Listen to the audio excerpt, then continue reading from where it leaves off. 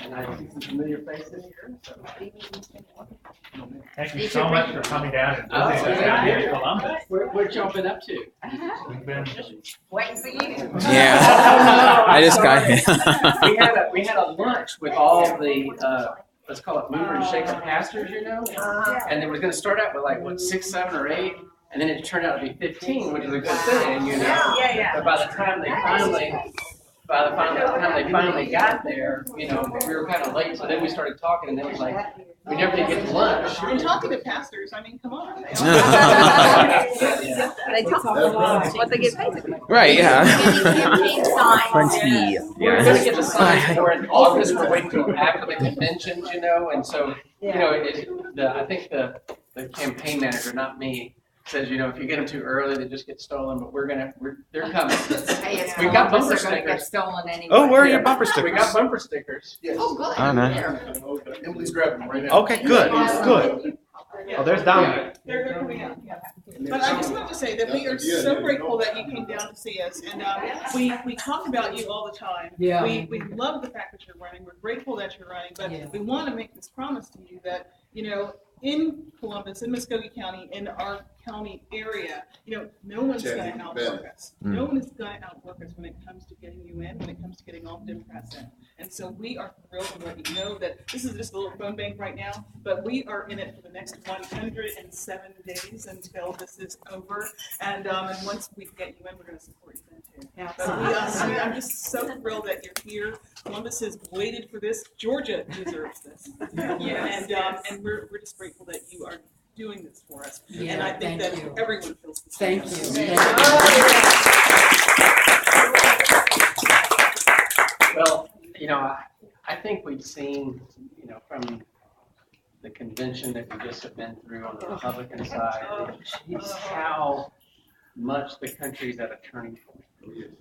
And that's really why I'm in the race, is my own sense of feeling so brokenhearted about where the country was going for so long. And if it impacts and has impacted people with privilege like me, think about how it's impacted so many other people who don't have all the things in life that I have. And so I think we all have such a responsibility to really say to the country, you're on the wrong path. And we've got to turn it around. And, you know, I don't know of a better state to do it in than Georgia. You know, Georgia has the legacy of standing for the right thing. The civil rights movement and President Carter. All President Carter's emphasis on human rights. Dr. King's leadership on all the moral fronts, economic and social justice. And I don't know of a better place than here. And so I've entered this really as my act of faith. I've never been in politics. But I'm trying to say, you know, if you're going to heal the brokenhearted, heal me, you know, and let's heal each other. And let's heal the country and bring it back to what is our own, what I call our temple of our ideals. Because that temple that we believe in and love so much has been, you know, so, what's the right word? Defiled. Defiled, yes. Yeah, absolutely. No, housewife. I read a lot. So defiled, and we all see it. And with the way this election is structured this year, I really do think it's a good chance. Both from the standpoint of the anger on the working side that's supporting Trump, they actually, you know, you remember my ads? Yeah. Those, you know, they were nice ads, right? Yeah. Trump voters like them. Good. You know, because it's not a politician. We're talking about jobs and wages. Now, I don't want to go where he's going in other places, but I'm saying that we can attract those voters. We can hope that the establishment voters stay home, and we can turn out the base. And if there was ever a year where the base had the opportunity to make a difference, it's this year, if we just believe. So thanks for everything you're doing, and I don't know if I should ask any questions or whatever, but anyway, thanks for being here, and I appreciate everything you do. might give us some contact information so we can send you contributions. Sure. Well, we need money. That's one of the things. I mean, the platform, when we do the polling, basically, this is a winnable race. But we need, obviously, the base turnout, but we've got to get money. So we do need that. And we're going to be working on it. So y'all got materials. Did y'all meet everybody? I know you know Lacey and Dominique. Where's Emily? I'm Jeremy. This is Jeremy over here. Jeremy's doing the faith outreach. Where's Emily? Oh, there's Emily. She's our new communications director. She was doing that for the house. And Lacey, do you want to say anything about the? No, not really, but I have a bunch of my cards here. I will give them to you guys, leave some here. I'm Lacey at jimbarksdale.com, and anything that you guys need from us, anything you're seeing and hearing on the streets, give me a call, shoot me an email, let me know how we can best support you as you support us. So. And if we want to write a check today, I will take it. Okay. how do we make that out? Jim Barksdale presented. Okay. It's a no-brainer on that one. So smart. One quick thing is that, we're the Democrats, and of course, we're going to be at a watch party.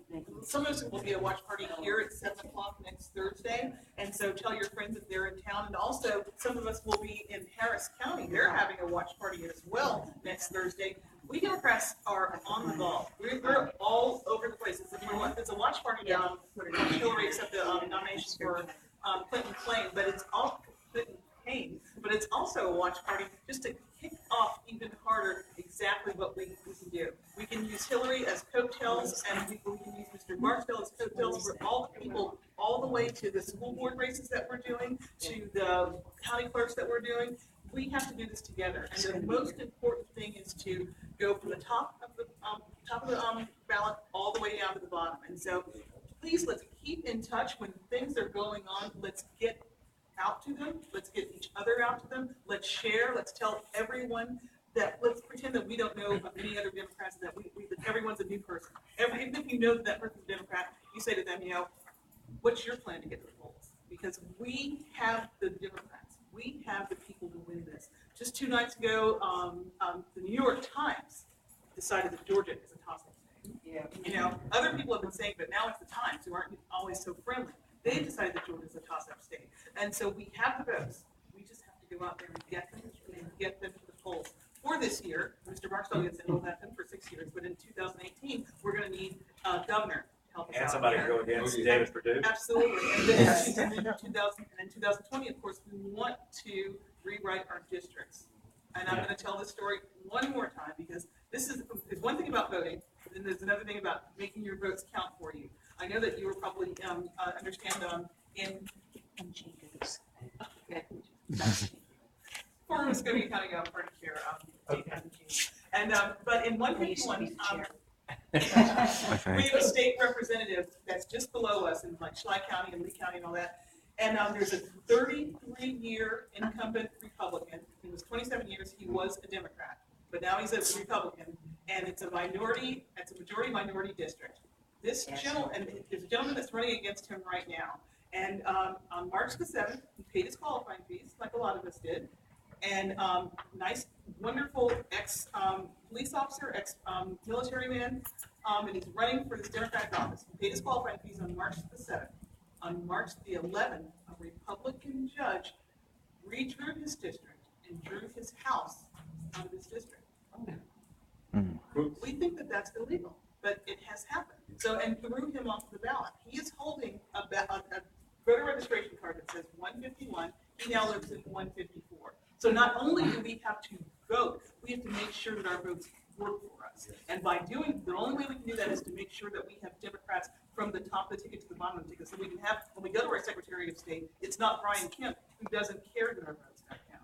We have to have a Democratic Secretary of State. So make sure that every person that you see is a potential Democratic voter, and that you're going to get them out there. You're going to get them out there for Mr. Barksdale. You're going to get them out there for Kathy Williams. You're going to get them out there for Pat Hughley Green. You're going to get them out there for Clinton Payne, for Donna Tompkins, of course, sitting right there, our sheriff, our Democratic candidate for We sheriff. met last time for a second.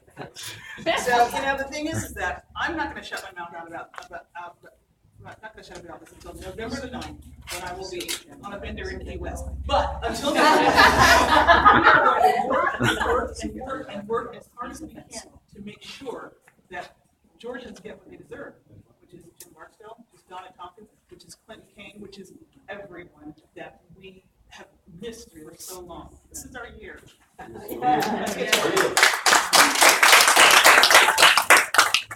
I'm gonna go put this on my car.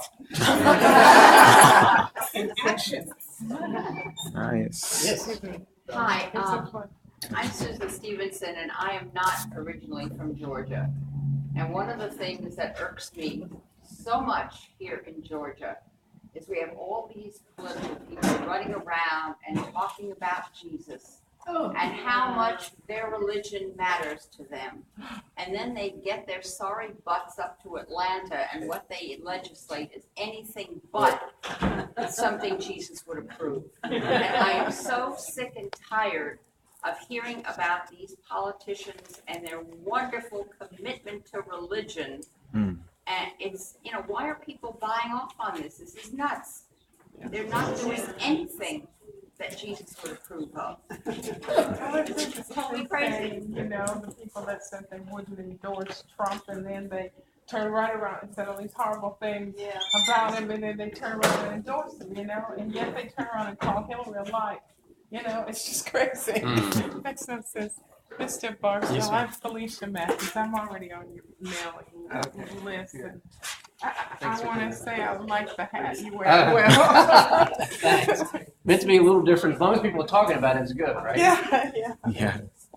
Excuse the shades. I just had cataract surgery in one eye. I had that done weird. too. Actually, I know exactly what you're going through, but at least you can see 20/20 in one of them. Yeah, right? one eye. Yeah, I'm in the same situation.